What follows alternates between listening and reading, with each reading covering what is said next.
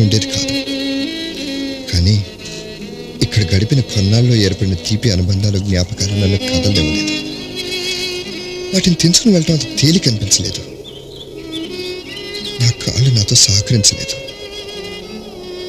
చివరికి నా మనసును రాయి చేసుకుని బలవంతంగా బయలుదేరాను. కానీ ఎవరు కుట్టారో, ఎందుకు కుట్టారో, వెనక నుంచి తల మీద బలంగా కుట్టారు. ఆ తర్వాత ఏం జరిగిందో నాకు తెలియదు.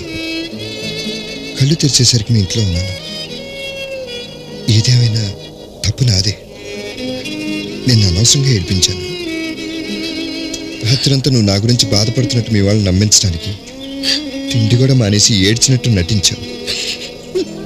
వెళ్ళిపోతే నన్ను నేను తిరిగి వచ్చినందుకు ఇప్పుడు నిజంగానే ఏడుస్తున్నావు.